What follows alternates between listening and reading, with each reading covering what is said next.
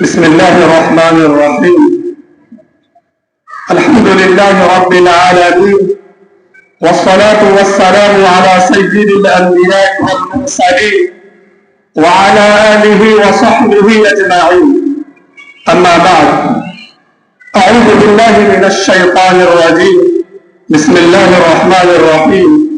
الرحمن علم القرآن خلق الإنسان علمه البيان. وقال النبي صلى الله عليه وسلم: إن من البيان لسحرا، أو كما قال عليه الصلاة والسلام. أيها الإخوة السابقون على درب الوقت، لي حنين كبير وشوق بالغ إلى أن أتحدث إليكم في هذا النادي الكريم الحافل بالبركات الكثيرة عن موضوع اللغة العربية، فأرجوكم أجمعين أن تقوموا بآداب المجلس وتمارسوا التفصح عاملين بالآيات الكريمة. يا أيها الذين آمنوا إذا قيل لكم تفسحوا في المجالس فافسحوا يفسح الله لكم.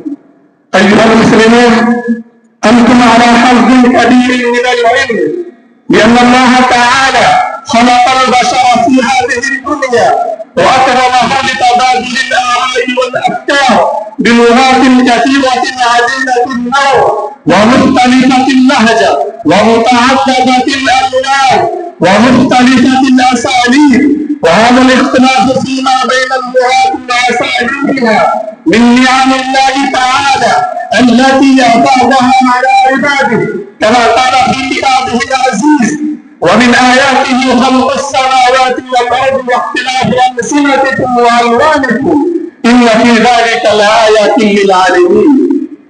أيها الناس،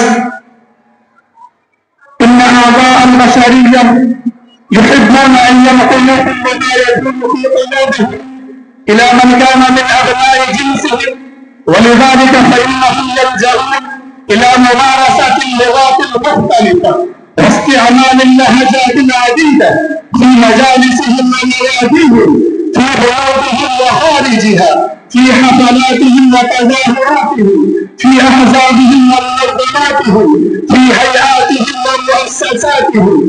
إذا أراد أحد منا أن يفهم معاني الكلمات بدون مساعدة من أي لغة فإنه لن يستطيع أبدا، اللهم إلا بإشارة اليد، وهي أيضا نوع من اللغة. وإذا قصد أحد أن يجنب طاقاته بفهم المعاني والحكم في غنى عن اللغات لن يمكنه عنه، على حين أنه يقصد التزويد بدون المعاني وغنى الحكم وأعراف الكلمات وتقريبها إلى أصدقائه وأحبابه وآبائه وأبنائه وأجداده وأخواته وأعمامه ومن إليه، فلا بد له أن يستند إلى لغة فعلم بذلك كله أن الإنسان في حاجة ملحة إلى استعمال اللغات. ولذلك فاللغات كلها سياسية في أداء دورهم المطلوب، سواء كانت لغة إنجليزية أو لغة عربية أو لغة أردية أو لغة هندية أو لغة نيبالية أو لغة فارسية أو لغة فرنسية أو لغة إنجليزية أو لغة آسيوية أو لغة مراكية أو لغة غزراتية وما عداها من اللغات العربية والمحلية التي يتكلم بها مواجيل الرجل. كل لغة من هذه اللغات من آلاء الرحمن الذي قال في القرآن: الرحمن علم القرآن خلق الإنسان علمه البيان. ثم ذكر في كتابه: فبأي آلاء ربكما تكذبان.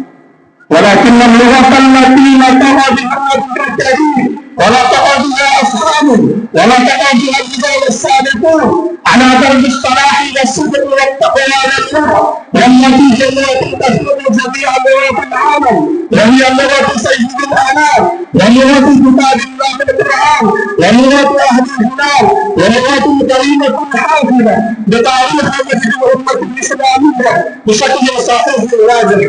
وهذه هي اللغة السائدة التي تشعر بأن الله جل ثناؤه نزل كتابه الدائم القرآن الكريم فيها. أيها الإخوة، تكلموا أنتم الآخرين بهذه اللغة وتحدثوا إلى الناس في هذه اللغة، وتنشروا في البيضة من نطع بالظالم من نبي الكريم وأصحاب الأخيار. إلى الله تعالى عليهم أجمعين. والسلام عليكم ورحمة الله.